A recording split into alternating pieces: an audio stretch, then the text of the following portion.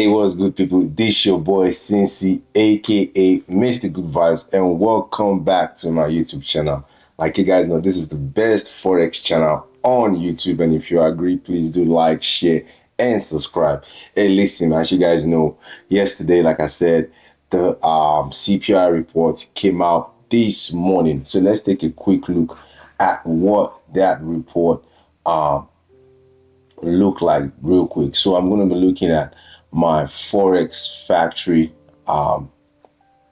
calendar just to see exactly what that result turned out to be. As you guys know, I only filter through for the impact news. So for those of you who are looking for website to check news, please don't forget to use Forex Factory as a potential reference point to check your news points. So you can see, like I said, today at 7:30 Central Time, we did have the CPI report that was released, and you can see it came out higher than it was expected. So you can see the forecast was 0.1, but we came in at 0.2, which was a little bit hot. So you can imagine at the beginning, the market did not really like that news, which is why we saw a lot of noise in the morning in the market. But like I said, for us, we typically use technical indicators that allows us to take out a lot of emotions from the market, and we only trade what we see on the chart. So let's quickly take a look on the chart and see what we're looking at with respect to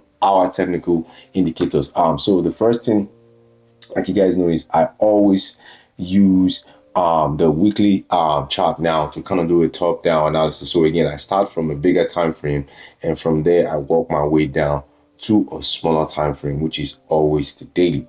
So what is going on the weekly chart? So the first thing I typically look out for is my primary indicators, which is my green arrow and my B sign, which always indicates a buy signal, which means the price of these indices, which is the NAS100, which typically controls all the tech stocks in the US, is most likely going to be going up in the near future. So once I get this signal, the next thing I also want to look out for is my baseline. So you can see my baseline here is my green and red line.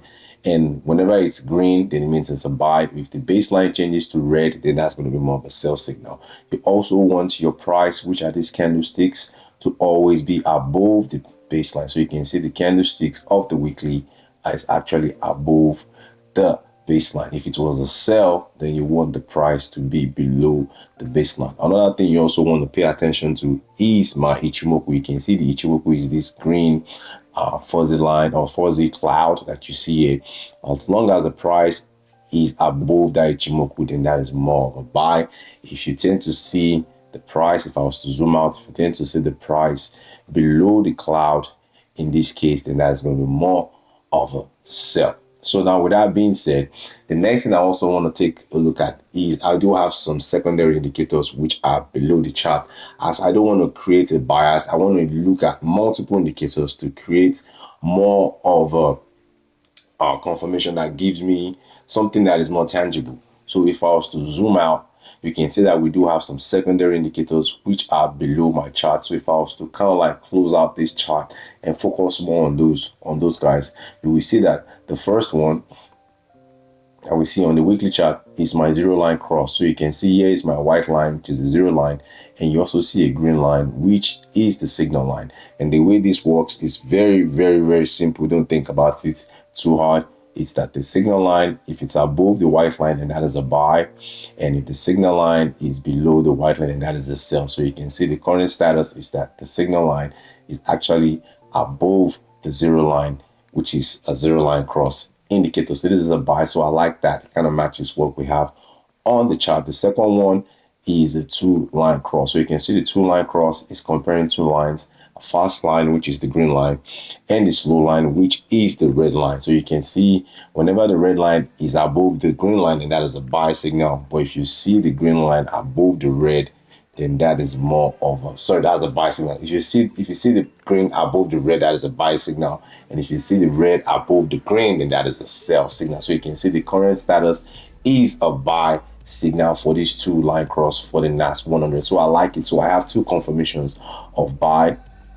So you can see this one is the third confirmation. The way this one works is that the color changes from a red color on to more of a green color in this case. So whenever we see green, then that is a buy. If you see red, then that's going to be more of a sell. Another very, very good indicator that I like is also another zero line cross, but this one actually has boundaries. So the purple line is the signal line, and the way this works is whenever you see the signal line between the upper boundary and the middle line, then that is a buy. If you see the signal line between the middle line and the lower boundary, then that is a sell. So you can see the current status is between the upper and the middle, then this is a buy. So you can see we have not just one, we have 2, 3, 4, 5 confirmations of indicators indicating that the weekly chart of the NAS100 is indicating a buy. So that is good. So now if I was to go back into the chart one more time, you can see that currently we are currently trading at the resistance. So I see 2 different lines here. So this is resistance 1 and that is resistance 2. So you can see this first line here, you can see this is where we've kind of like touched this first stop, and we are currently trading at that same resistance. Like I said before yesterday, once the CPI report drops, we need to see how the market react to this. So you can see at some point today, the market did not tend to like this news. So if I was to maybe move down a little bit in my time and go to daily chart, you can see things a little bit better. So you can see at some point today, they flushed it down when the market kind of opened. So this was kind of like something that I liked. I said, okay, this might be a good opportunity for me to get in, because you can see this is where we have our previous resistance. And the reason why I like this is because I'm seeing this green arrow. You can see that my baseline, the green and red line, is actually becoming green. So I bet you by the end of the day today, we will most likely get this B sign. So that's what we're waiting for. We're waiting for the second primary indicator. You can see the price is also above the Ichimoku, so that is good. If you even go into the below and see the secondary, what you see is that you can see that the secondary indicators are also matching, and you can see this one is above the zero line, so that is a buy signal. You can see that this one is actually crossing over currently. So you can see the crossing over is actually starting to do, so that is a buy. So I like that for buy. And you can see that the color is also changing to green today from red. So that is also a good sign that we're getting a buy signal. And you can see this one of my favorite indicators is actually also in the buy zone between the upper and the middle boundary. You can see the signal is between that level, so that is also a buy. And you can see the other 2 line cross, which I also like, is actually having a green line above the red line, so that is also a buy. So you can see I have multiple indicators on the daily chart that is also telling me that the NAS100 is actually a buy. So when this market fell to this baseline level right here, I actually bought it around here, as I believe that was more of a good support level to pick up some of these indices. I actually picked up some of these indices at that level, and now I'm currently waiting for it to break this resistance level here currently.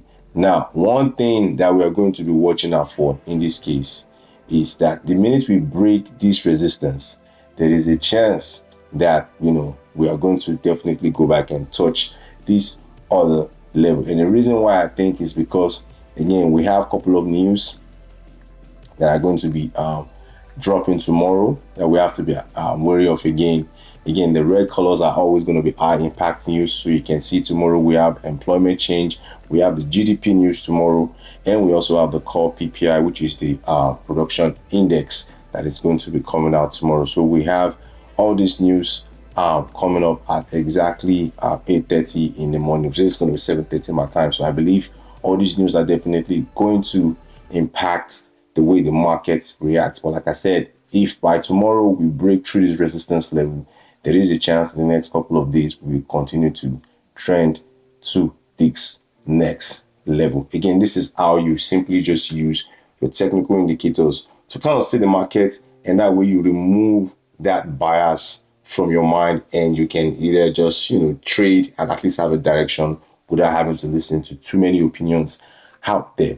Again, hope you guys are trading safely. There is a lot to come. The election is definitely a couple of weeks away, and you know the election is definitely going to create a lot more volatility in the market. So make sure you're trading carefully, make sure you're risk adverse, and you're doing the things you definitely need to do to make yourself profitable. Again, this is your boy Cincy, aka Mr. Good Vibes, and let's make some small money together, even if it's just a little.